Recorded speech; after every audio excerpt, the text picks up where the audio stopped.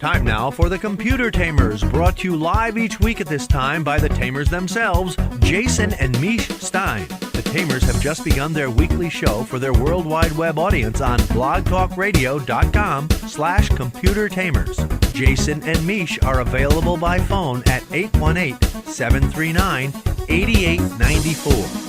The Computer Tamers are business-friendly and personally available to solve your computer frustrations, either live and in person or online, whichever you find more convenient. When you need Computer Tamer service, call 860-456-1310. And now, here are the Computer Tamers, Jason and Mish Stein.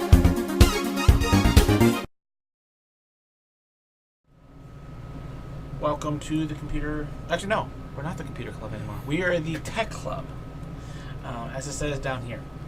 Actually, that's the different one. I put the wrong one up there. I am such a dork. Well, we are broadcasting live. Actually, we're at our new time location, mainly because I am Mish. This is Jason, and Jason can say hi to the Blog Talkers. Hello. We're on Blog Talk Radio and we're on Ustream. Well, majority of the shows and blog podcasts and whatnot are done through more of a, how best would I say it, archive. Thank you. Archive viewing. So more people do that. So we're thinking, like, why don't we do it in the middle of the day? So maybe either more people will live listen, or just makes it easier for everybody. Because, you know, in the evening, some people may be like, hey, it's already up. I can listen to it on my leisure later on today. So we are at our new time slot, and Every Wednesday at 12 noon now. yay. And again, you can listen to us live either on Blog Talk Radio /Computer Tamers. You can watch us live on your Ustream channel. Either way, you can go find those at our website, which is computertamers.com. And toward the bottom, you'll see the link for both Blog Talk and Ustream. And you can chat either at Blog Talk or Ustream, either one of those. And we have those multiply up on our screen. Multiply. That's what I'm sort of chatting to. Let's see what else. Your phone number at the bottom half of the hour is when we'll take phone calls. But this is for your reference. So it's 818-739-8894. That's 818-739-8894. Our website, of course, is computertamers.com. You can email us. So in this show, what we do is, for the first half, we usually talk about anything in the news technology-wise. And in the second half, we cover emails, right? Yes. Questions and do. answers, usually the last part. So you can email us any issues, questions, suggestions at help at thecomputertamers.com. And you can actually go to our website. Or chat us. Yes, chat us. You can use the Blog Talk or you use the Ustream. Otherwise, they both work most of the time. So if we don't answer back, either we're talking or we didn't notice. It happens. What else did I miss? Oh, anything that we reference online, a website, a news story, or anything like that, he's on our Delicious page, delicious.com/computertamers. The stack, which will soon be called Tags, will be labeled for today's show, August 1st, 2012. You can comment. You can even add things to it yourself as well. Let's see. I think that's all the housekeeping we've got. Housekeeping is done. So our first.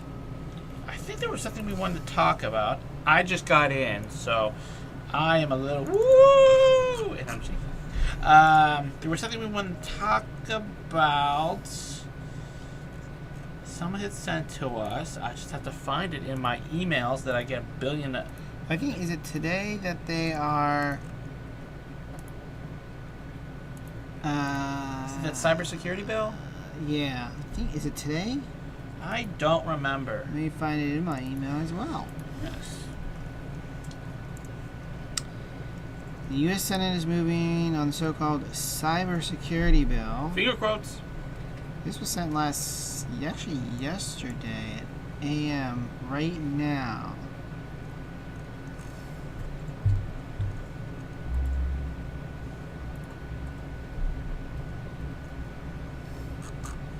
And I just got an email You did? from Demand Progress, which is a good site, Yes. saying today is the day.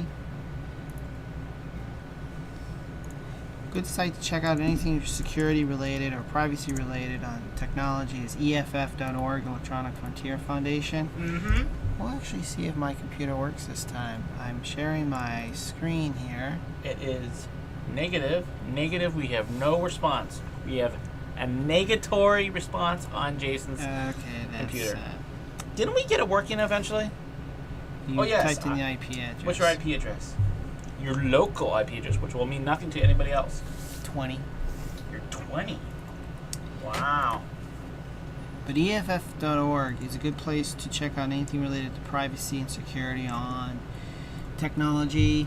And they actually have a video, which I probably can't play, can we? We can play through the mic. 2012, like companies like Facebook and You may want to raise the volume up. Because we don't have your computer on yet. Well, maybe we can play that after the break.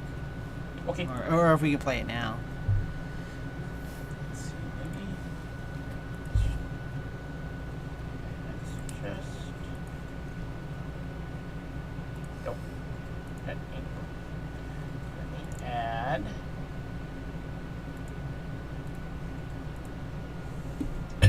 Excuse me.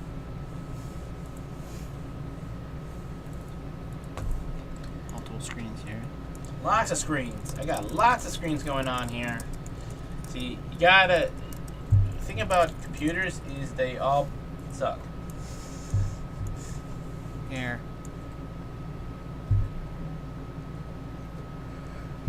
We're live. Right. Blog Talk, we're live. Correct. So, give me one moment and I will. Because his IP changed. What you said it was 20? 20. 20. There's an old show. Call that. I just need to stop using that thingy. That went to the wrong thing. My mistake. So high level, the Cybersecurity Act of 2012 basically will let companies like Facebook and Google or any other company to monitor your online communications. Which is so. We need that. And then they can pass that data to the government without a warrant. And that's super. Okay. He is 10.0.0.20. That is an internal IP address, otherwise known as a non-routable IP address. And we just add that shot.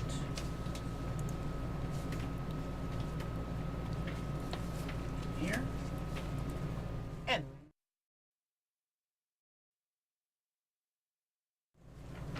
And here we go. Now that actually works. Wow. I didn't do it on the camera, but I just freaked out. Okay. The Cybersecurity Act of 2012 would let companies like Facebook and Google monitor our online communications and then pass that data to the government without a warrant. Hundreds of thousands of internet users have already spoken out for online privacy, and now senators have added new privacy protections to the bill. That's good news, but the bill still isn't perfect. We need to amend the bill to remove the provisions that let companies monitor our online communications. And there's more. Some senators are pushing an anti-privacy agenda that would give control of America's cybersecurity systems to military intelligence agencies like the NSA, the very same agency responsible for a dragnet warrantless wiretapping surveillance program instituted under the Bush administration. We have to stop them, and the vote is this week. So what can you do? It's simple. Call your senators. It only takes a moment. And if you're on Twitter, you can tweet to your senators using the hashtag #DefendPrivacy. With thousands of calls and tweets, we'll be able to defend our privacy and make sure our online networks let us read, create, and communicate without a new digital big brother watching our every move.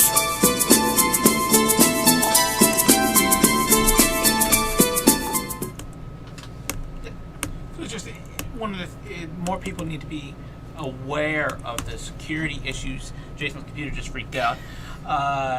The issues that are going on around them. I mean, especially say you love YouTube. I mean, you watch all your stuff there, like I do. And when you go there, it's like it's no longer there. I mean, you gotta, in a sense, defend your stuff, the stuff you want. It's kind of like when people often would write TV studios to get a certain station or a certain show put back on. So everybody should do their part. Are you doing your part? Working on it. Good to go. So, we got a whole bunch of stuff we're going to talk about, news items and whatnots. I'm just pulling them up right now on my computer. One of the things actually I wanted to bring up is people about backing up. People often think, I back up my stuff, and we've actually talked about it in the past, is when you back up your things, where are you backing up to? Are you backing up to, say you use SkyDrive, which we use for our show notes and whatnot. If you back up to SkyDrive, is SkyDrive, did you read their policies, their privacy policy? Does it say that we're going to do anything we want with your stuff? Which it basically says on Facebook. Or Google, the same thing. And who gives them money? Like one of the major contributors to Google is the CIA. What is the NSA? I think it's the NSA or CIA. I can't remember who owns who. Basically, one of this intelligence agencies has basically funded Google for the last 10, 15 years. I think the NSA. Yeah, I think it was the NSA. Hard to remember. Big organizations. So if NSA is funding them, that means they're getting something out of it. So you may want to be careful what you put up there. I mean, don't put up your national secrets up there and think that, hey, it's safe. We're sort of on those same lines. Up on our Delicious page, some of the news this caught my eye. We've kind of mentioned this before. This is proof of it.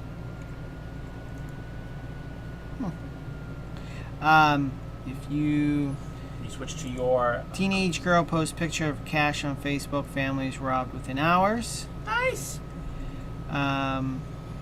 This was in where was it? In Sydney, Australia. She was a 13-year-old girl was visiting her grandmother in Sydney, Australia, when she took a picture of a large sum of cash while helping her grandmother count her cash savings at the home. She then posted that picture on Facebook around 4 p.m. local time, which ended up being on a Thursday, May 24th. Approximately 7 hours later, two masked men armed with a wooden club and knife entered the girl's family home, which was about 75 miles away in the town of Noon. Upon entering the family home, the men found the 47-year-old mother of the girl, as well as a 50-year-old man and 14-year-old girl. When speaking to the family, the two men wanted to talk to the girl about the sum of money in the picture that was posted on Facebook. They ended up being at the wrong house. They apparently didn't live at that other house because it was the grandmother's house. No one's injured. They're supremely agile, remarkably powerful, and fiercely independent. This is Jaguar at play. Friends would saw it, they were friends of friends or something like that. So you got to be careful what you post and who your friends are. So if you live in Sydney,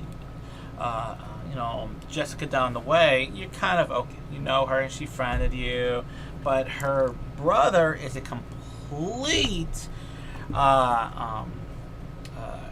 scumbag. He may see, okay, I'm going to go down and steal some stuff.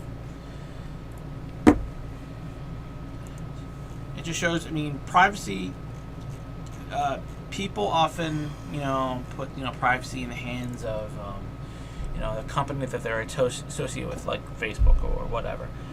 Privacy starts with you, the user. The user. Because, I mean, if you were, the girl, I mean, she was 17, she should have known better. You shouldn't put up photos like that.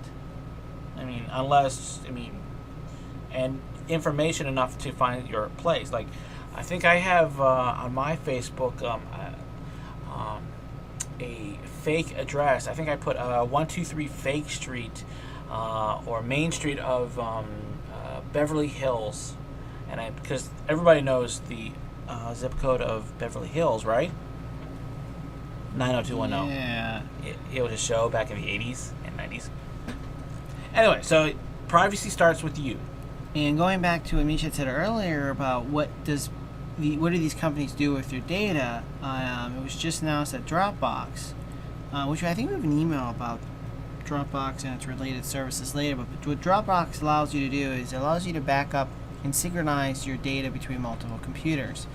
So you could create there's a free account that allows up to 2 gigs. You could basically you tell it what files or folders to sync. So let's say your documents folder or pictures folder, and then you install Dropbox then on another computer, and then it just syncs those two automatically. So what's in one will be in the other. You can actually access those files also like on an iPad or a tablet and so forth. It's very useful. It is very useful, but like Misha said, what do these companies use your data for? A couple weeks ago, Dropbox users started noticing an upturn in spam to email addresses that they'd only ever used for Dropbox. Obviously, they wanted to know why. There, of course, were a few possible explanations. An email address database at Dropbox got compromised, which we see quite often. Email addresses leaked out from a non-database source at Dropbox. That would be like an Excel spreadsheet or a notepad, that type of thing. Malware on the user's computer scooped up email addresses from the local hard disk. Malware logged those passwords on the user's computer. That's what we call a keylogger. The user had inadvertently used the same password somewhere else, or they used the same email address elsewhere. Yep. Dropbox's password database got stolen and cracked. Which does happen. Spammers got lucky guessing at the email addresses. Obviously, with so many possible reasons, it was going to be hard to track down, but Dropbox actually did come out with a reason. In this case, it was 2 explanations required for this. One, the email addresses were leaked out from a non-database source at Dropbox, and a user had inadvertently used the same password somewhere else. Apparently what had happened was,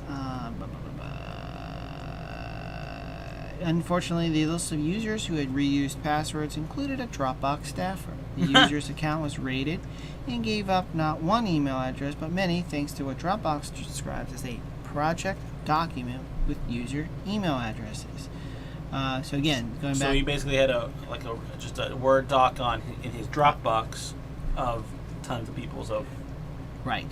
So this just again shows you that you don't never know what the company's going to use your data for, or who has your usernames and password. Now, one thing Dropbox does really well, which again we have an question about this later in the show. It depends on when this data is actually backed up, not backed up, but encrypted. You obviously want to have your data encrypted off-site. Oh, yes.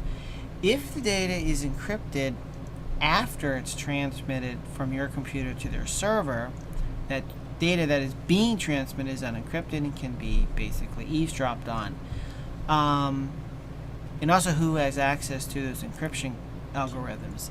For example, if it's done at the server end, the support personnel probably can access the algorithms and grab your password. And that's like calling up, say, I lost my password, can you give it to me? And they can give it to you. Well, same reason they can give it to you is because they have it there, and you know, one guy gets pissed off, he grabs all those passwords, and he can grab your data. What's nice about Dropbox, though, is it actually will encrypt your data prior to transmitting it up to their servers with your with the password that you've created, which the support personnel at Dropbox cannot get. Which is a very closed-ended way of, because it basically makes it so that nobody from point A to point C, no B's are in the way. Exactly, and again, this story is not data that's being compromised. It was just email addresses that were used to sign up on a Dropbox.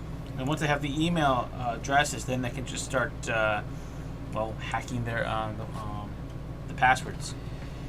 The Zynga one? Yeah, which you probably already know, Zynga, which is a extremely large company that basically does games. It does Farmville, Yoville, and Villeville, and I was going to come up. It probably would have come out with one. A few days prior to Facebook announcing their earnings, Zynga released their second quarter results, and they actually missed expectations and actually cut its outlook. Wow.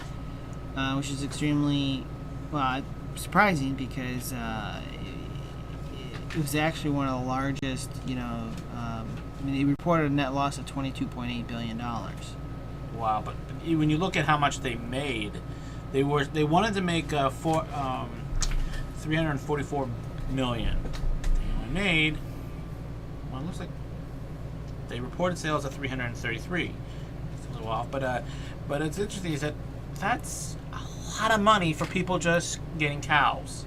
Well, and Zynga is part of Facebook's even though Zynga's not part of Facebook, it is part of Facebook's payment business, yes, which accounts for about 18% of Facebook's own revenue.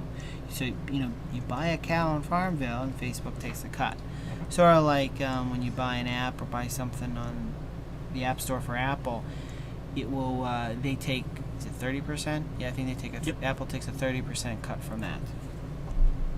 Yes. Very interesting. But it means that, see, the problem with because when they go public like this, the problem is that they have these lows like this. Whereas if they're a private company, I mean, we didn't make as much this year. Okay, but when you have stock, what are the people that holder? When you have stockholders to report to, I mean, that's like basically you are answering to the stockholders and saying, why didn't you make money? Because if they pull their stock, if they sell their stock, you're out of business. It's one of the things about going public. I never understood why anybody that's successful, like Facebook was or is, they would go public. But it was so they could get a quick buck. So Zuckerberg could make a couple billion, in a couple seconds. Actually, I have an article here that they did report their let me just find it here. He did report earnings. That's it. I have it here. The value of Facebook CEO Mark Zuckerberg's stake in the company he founded has actually plunged $7.2 billion since its initial public offering. Zuckerberg's was worth 19.1. It is now 11.98. So poor. He can't buy his Bentley this week. So Stinks to be him. He needs to get a new hairstyle. Seriously. Anyhow, so that's on that. Microsoft announced yesterday they're actually going to be removing the Hotmail service, which is currently the world's largest email service. I actually find that hard to believe. I do not come across a lot of folks who have either the hotmail.com email address or even the newer live.com. Yep. Live.com is technically Hotmail. I don't come across that many. So it must be, maybe it's overseas, but here... That's what I've been hearing. Is that mostly U.S., maybe 10% of the email addresses that are like web-based are like that. More are Yahoo and Gmail. But apparently in Asia and Europe, big Hotmail. So they're converting them over to a web-based email service called Outlook. So if you go to Outlook.com, that's it now. Or if you type in, actually I didn't try this, but Hotmail.com We're going to do Yeah. live on... And it takes you to Hotmail. But when I went to Outlook.com last night, the website timed out. It wasn't available. Probably too many people were trying... It's actually the same website. It's the same. I can do that too with our show. I just put a different thing out there and it's a completely different show. What I don't understand, I do have a Hotmail account, of course, and when I try to sign in with my Hotmail account on the Outlook.com, it actually tells me I'm currently signed on with an Office 365 email account, which is their other cloud-based or web-based email service, Which is much better, by the way. which cannot be used with Outlook.com. But it is a Outlook. Hotmail. But Yeah. who knows? Anyhow, Confusing. What this basically means for everybody is that anybody that's using Hotmail is now going to be going to Outlook. Now, I wonder if people will be able to keep their email addresses. They didn't say, but They will be able to. Users will be able to keep their Hotmail and Live.com. But any new ones will be Outlook.com and Live.com. maybe they're transitioning them over. Maybe that's why.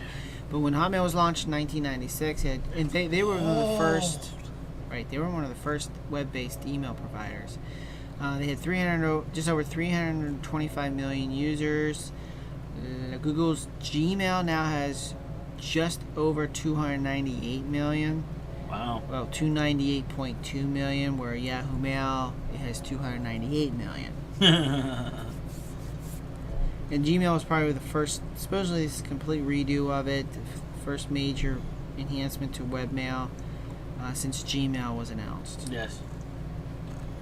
There's one thing I do like. I liked about Hotmail was that anytime anybody else did something, they generally implemented it into their own thing. Because now Hotmail used to be you only had like 50 meg, which is like what 2 emails these days. Where when Gmail came out and they say we're giving you 1 gig or 5 gigs of space, then they were like, oh, we got them beat. We'll do 10. There you go, 10 gigs. But the only difference between Gmail and Hotmail in actual usability is if you wanted to use like Outlook or Thunderbird or some like even Apple Mail, Mac Mail I think it's called, or Entourage, you for Outlook, for Hotmail you actually had to pay a little bit more, just like for Yahoo, for their Premier account. And whereas Gmail, they basically you can just activate on your settings. Okay, so it's kind of cool. One of the things I did notice is that the look. Anybody that's seen any of the Windows Phone, or like we showed, I forgot it was this show or the Friday show when we talked about Windows 8. It basically looks just like Windows 8 or Windows Phone 7. So it will be a learning curve for sure for certain people. So apparently, Mountain Lion is that the latest? I believe so, yes. Okay, Mountain Lion, which is the latest operating system update from Apple. There is a catch in. Apparently, it has dictation built into it, speech recognition, but just like Siri on the iPhone, the phone and the computer doesn't do the actual work. That information is sent up to Apple's servers, which is actually in Virginia, the new server farm that they built. Handles all the conversion and sends it back to the computer or the iPhone. In the license agreement, it actually states that the computer will also send Apple other information such as your first name and nickname, and the names and nicknames and relationships with you of your address book contacts. And according to Apple, this contact data, which would be like my dad, my father, whatever, would use to help the dictation feature understand. They're supremely agile, remarkably powerful, and fiercely independent. This is Jaguar at play. Apple, but the App Store, the app developer as well, without you realizing it. Now, when you download an app that wants that, you do get a pop-up message saying that they will do. It can't do this. I've seen that actually myself. That's one thing I like about my Windows Phone. Only one company is getting my personal information. Microsoft. Sure. So, like we just said, Apple did release OS X Mountain Lion, and one of its newest features is Safari 6, the latest browser. Apple calls their browser Safari. It does add the new feature, including the ability to enable Do Not Track, which we actually have not really talked about, which is kind of a new thing that these browsers are allowing. You know, a website can, if they put in their header information, whether they what they track from you. So these browser developers got kind of on track with a Do Not Track option where you can turn on and off. Firefox supports it. Obviously, Safari. I think Internet Explorer 10 will support it. Yes. 11, which is coming out soon. Okay. And I'm not sure about Chrome. Chrome, But I can never get it to work, but they supposedly have it. So I just use a third-party Do Not Track add-on, which is a Do Not Track Plus, and it works just fine. Plus, I get medals for everything it blocks. I'm up to platinum. I don't think it's anything higher than platinum. since then, Apple has released a update to Safari 6, which actually contains a hefty 121 vulnerability fixes. That's a lot of vulnerabilities. They did release an update for Safari 5.0.6 for OS X Leopard. They are not, or have not actually, updated or produced an update to Windows users. So they're left in the open, and that's a problem because, you know, even though you don't, a lot of people don't realize this, when you download iTunes or QuickTime, you lots of times will get Safari downloaded with it. So if you don't, and you don't use it, it actually is an awful browser. On the PC, it is the worst thing since, I'll say it, Nazis. So you have it on your computer, so even if you're not using it, you're still open to vulnerabilities. Oh, yes. That is why you need to do your updates, but of course in this case Apple has not come out with an update. Apple's usually very slow when they come out with their updates. Microsoft's learned and they get that out pretty fast. Dig.com, which was a site that we reported on that was actually sold years ago, well, not years ago, a year or two ago. It was supposed to be worth billions of dollars. It ended up, they did a rework on it, version 2 I think it was, and nobody liked it.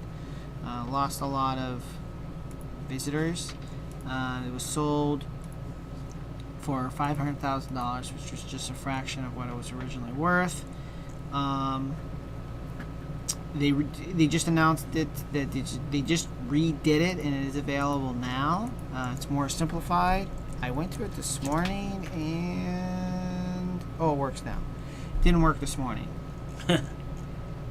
And basically what it does is a news aggregator where you basically dig something if you like something. So if you see a news article or whatever, kind of like Delicious in a way, but a lot of sites, go to CNN for example, when you open up an article you can, like the Facebook like, you can basically dig it.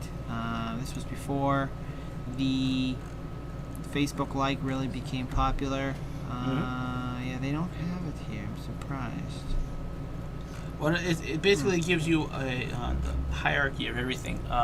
It's kind of like in YouTube. If everybody likes or there's a lot of views with something, that will be on the main page. So if something is digged, it will generally be on the main page of dig. Right. So for example, this article right now about the gymnastics team beating Russia basically received the most digs, 375. So currently, it's the most popular right now. Yes.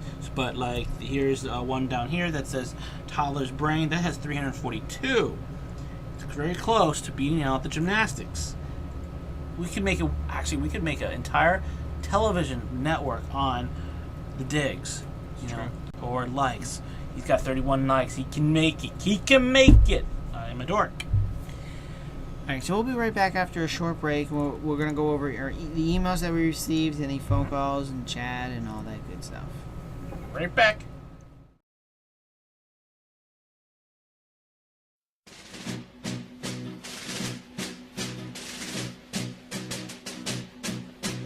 Fighting soldiers from the sky, fearless men who jump and die, men who mean just what they say, the brave men of the Green Beret, silver wings upon their chest. These are men, America's best. 100 men will test today, but only 3 win the Green Beret. Trained to live off nature's land, trained in combat hand to hand, men who fight by night and day, courage take from the Green Beret, silver wings upon their chest. These are men, America's best. 100 men will test today, but only 3 win the Green Beret. Back at home, a young wife waits. Her Green Beret has met his fate. He has died for those oppressed, leaving her this last request. Put silver wings on my son's chest. Make him one of America's best. He'll be a man they'll test one day. Have him win the Green Beret.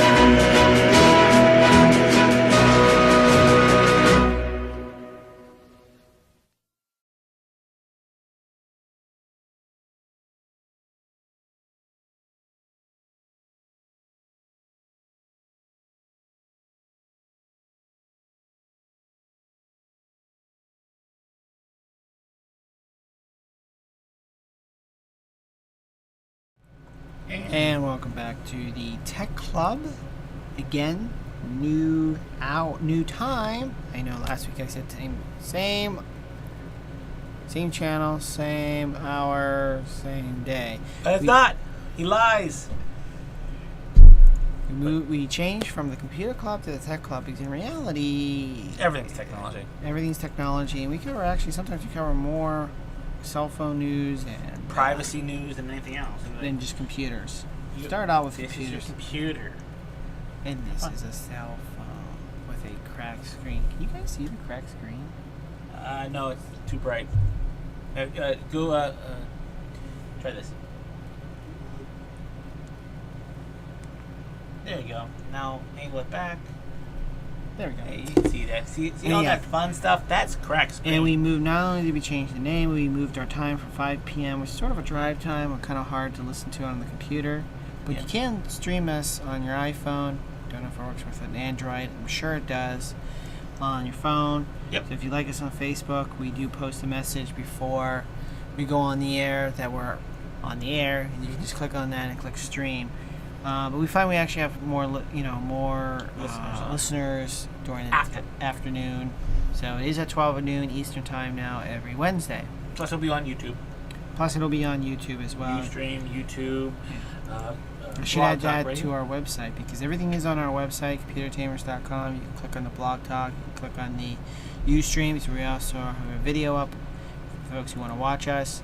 And you can do that mobily as well. Mobily? Yeah. what else? I should add our YouTube channel there too. But anyhow, so this area, you can call us at 818-739-8894. You can chat with us. We have our chat windows open on both Blog Talk and Ustream. If you are on your way home or you're listening to this on archive, you can't chat. Right. If you could, I think I would be a billionaire by now. So Clarence from San See if I pull Rafael, this up right. California. California. What is the best way to clean out my computer? It is a desktop. Right? I think I have the right one up. Yeah. Okay. So. Best way. Best way to really do it is turn her off, unplug everything, take it outside, get a can of compressed air. I think I have something here. While Jason talks, I will try to find one. You can buy at Walmart or Staples or one of those places, Target, $5 or whatever, and open the unit up. If it's a fairly newer computer, usually you don't even need tools. You just turn the screws on it and open up the side and blow her out. One thing on the can. That's actually lubricant, but but the same kind of can. do short. Come out. It's empty. Yeah. Do short bursts. You don't want to hold it in because that'll release the water within the can, and you obviously don't want. It's broken. You broke it. You broke my lube. That will release the water vapor inside the can, and of course you don't want the insides of the computer wet. We'll call it water, but it's actually Freon. But so you don't want the insides wet. So that's probably the easiest way. Make sure you get inside. Do we have an open computer? Yes, we do.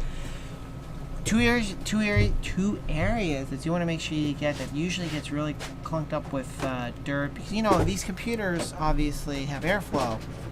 That's how it keeps them cold. For those folks who are watching on this Ustream, basically I'll describe. What happens is air comes in usually the front of the computer, and then goes over the processor and the memory, and then out the back. So so it's pulling in human air, pet hair, Dust, dander, tar from smoking. Yeah. And since it's electrically static and charged in here, that usually sticks to it, and that just usually clicks up. So the area that you really want to hit is the processor right here. Shaky. That's where it really gets conked up. So you really want to get in there and remove that. Make sure you get the power supply, but you can get an idea how often you want to do it, depending on how dirty it is. We've seen them extremely dirty. Mm-hmm. That's especially if you have animals, you probably want to do it a few times a year. If it's fairly clean, then just do it maybe once a year. One caveat I should put on is that Jason was just grabbing stuff. You know we're doing. You don't really want to touch too many things because a lot of these chips, if you touch them wrong, you then have a nice block of doorstop. So that's a desktop. See You can also, if you want, spray the connectors in the back and the front because they can get dirty as well. And here's a laptop. On a laptop, it's a little more difficult. You don't want to take it apart, but take it outside. But as Misha explained, there's vents here that will. I will get it close to the camera, so you can go back. So right here, this is the exhaust, and this is the in. On and bottom. This is a Toshiba. A lot of them have the word in the back and in the side. But basically what you do is just blow into there, get everything moving around. Now the key for these is that you'll get a cloud of dust come out. And also for the desktop, you may want to wear a dust mask. Which it's true. Just a dust mask. I don't have one nearby. But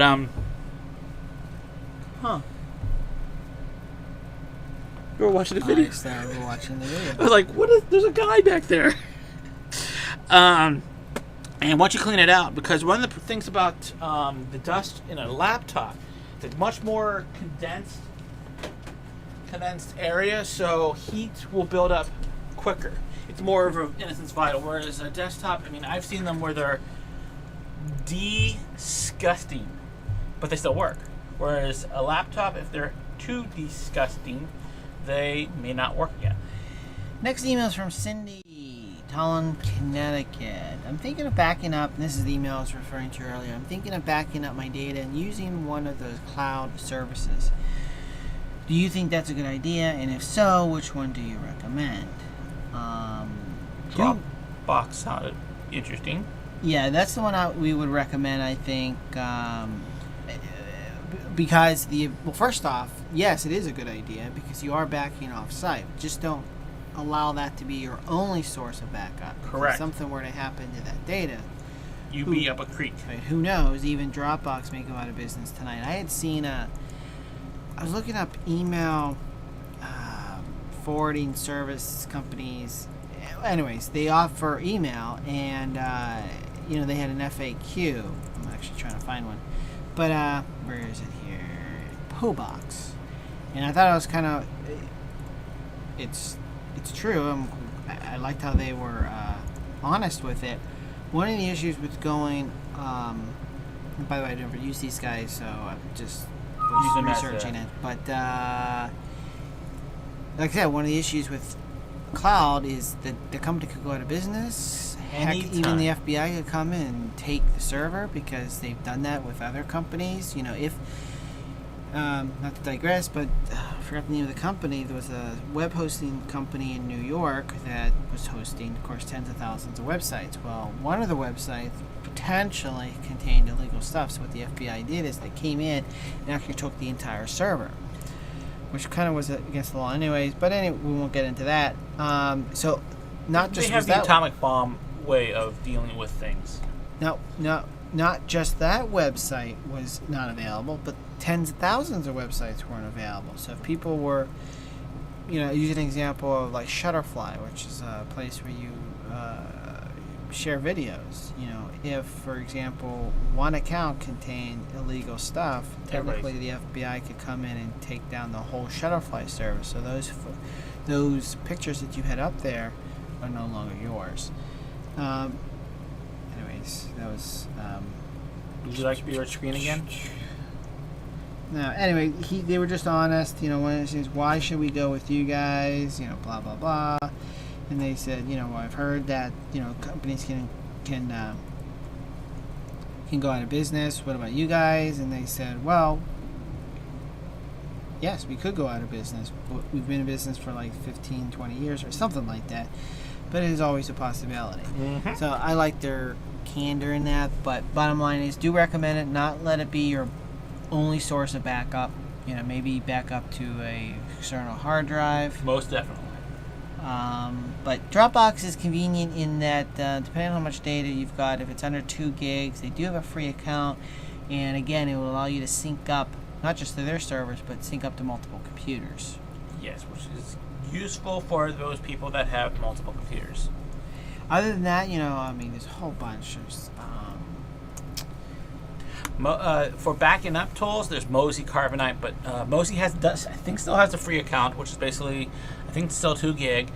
Carbonite's, I think he's like $58 for a year. Something like that. It's really dirt cheap, but they have some stipulations in size, and whatnot.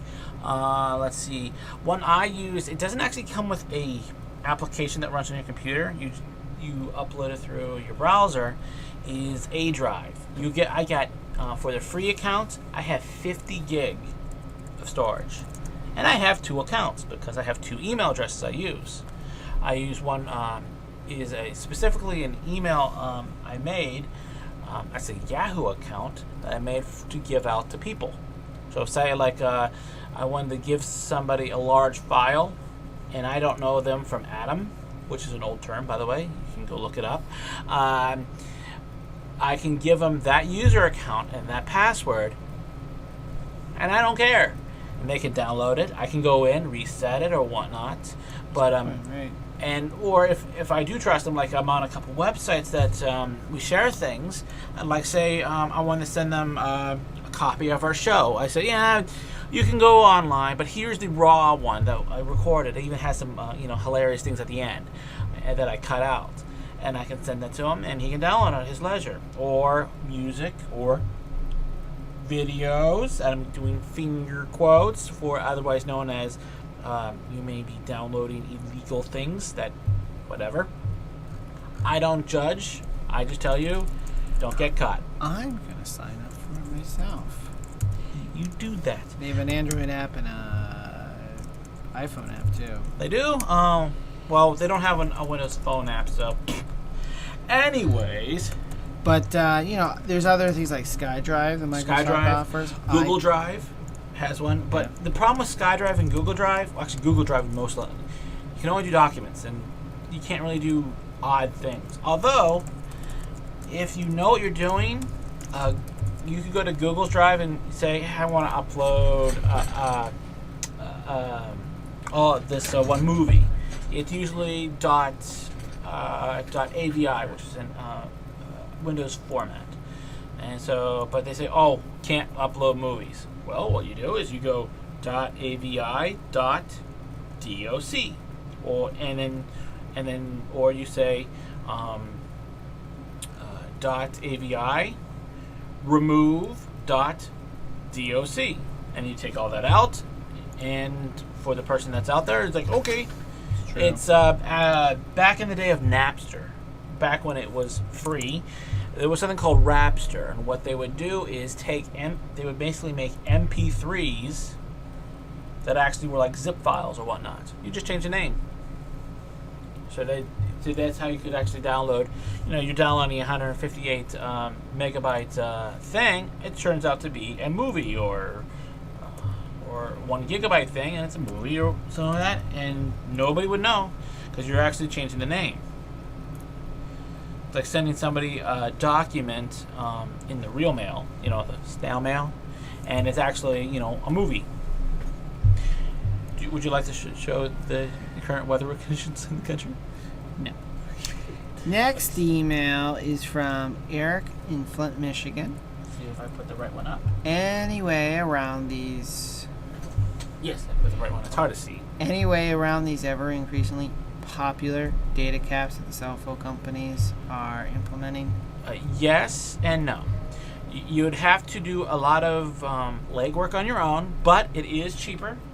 If you go in with a like Net 10, Straight Talk, basically a burner phone.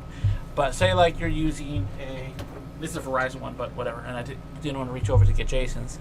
This is an iPhone. The AT&T ones, or GSM ones, have a SIM card. You can get a Straight Talk SIM card to put in this imaginary phone.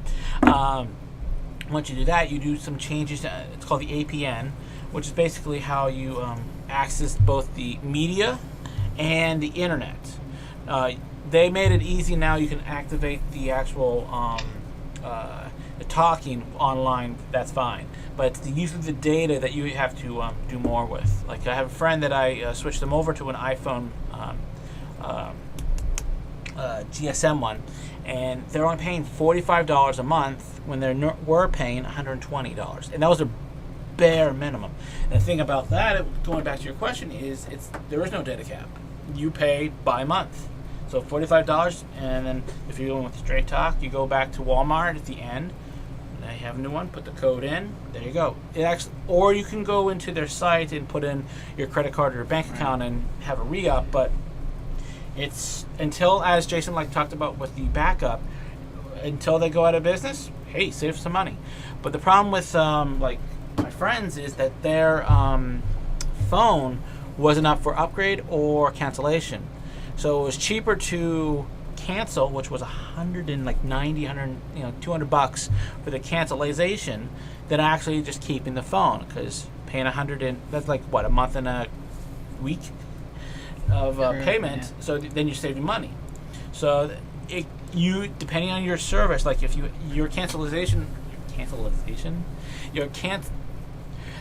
the fee for canceling. I forgot what I was braining with. Whatever that may be, it could be expensive, or you may not be able to. If you have Verizon, you're up a creek. You'd have to get a GSM phone to put it onto one of those services, because the way the Verizon works, I think this is stupid and retarded, kind of, is that the SIM card is part of the phone. Right. Which means, say I owe a whole bunch of money on this phone. and I give this to my friend, they can't use this. Whereas if I have on AT&T, I'll use Jason's this time. I just take the SIM card. I can give this to a friend. There you go. And nothing follows that because it's a SIM card. So if you the only way you would be able to do it is port your number over, but you wouldn't be able to use your phone. So if you have a you love your Droid, I don't know, Revolution. That's the only one I had in the brain. If you had a Droid Revolution and then all of a sudden you want to go Straight Talk and you're on Verizon, you're like, well, I can't use it. So, although they do have Verizon or CISPA, what is it called? CDMA things, but you have to get their phones. Or if you don't care about the phone, you can get one of their own phones for like free, and they're nothing much. They just do texting and talk. You know what a phone's supposed to do for talking. Also, the Straight Talk in Net 10 doesn't allow for visual voicemail, so you just have to get an app for that, which is easy. But yeah, that's pretty much it. So I would recommend doing that if you don't want any data caps, because basically when you have a contract, you are cleanest way to say this is you are stuck to basically whatever they do. If they say jump, you say, oh hi, and please don't put any fees on me. So those are the kind of things that go with having a contract. And you should also read your contract very thoroughly. Right. Okay, we're going to go to the last question. I can't read it. Well, it's actually simple. Dorothy from Des Moines, Iowa, asks, iPad. Yes. That was quick. iPad. I'm assuming if we recommend it, we do. I wouldn't recommend the newest one. It's true. I don't like it because of, well, I'm a person that repairs these things. I repair iPads, iPhones. You see where Jason's is broken? This iPhone, this is the one. This has screws at the bottom. You take them out, the screen rips off. There's a little glue in there. You have to heat it up, and it comes off. And I can put a new one on, lickety spit on this one. This one, the replacement screen is about $100. $130. This one is about $80 for the Verizon one, or the older ones. And to get the screen off, you have to use a heat gun or a hair dryer, what you have, and you evenly do it because it's all it is glued on. You rip it off, and it doesn't always go, and then you have to re-glue the new one down. It doesn't always go back the right way. The iFixit, which is basically a company that basically does this they kind of give repairability. They gave the iPad 3 or iPad, new iPad, which I wish they would have kept with the numbers. Then it'd be easier to do. But I'm going to call it the iPad 3, the lowest repairability number they've ever given out, and it was like 1 out of 5, I think it was. And whereas like the old iPad was like, I think a 3 or 4. I mean, it wasn't that hard. So I do recommend iPad, but I would say get an iPad 2. And they are cheaper since the new iPad is out. Or if you can find it, the original iPad. I like the original iPad better. And I know people were kind of saying, why do you like the original one better? Because it's slow and whatnot. Actually, they'll have basically the same chip, except for the new one. It's a quad. It is a quad.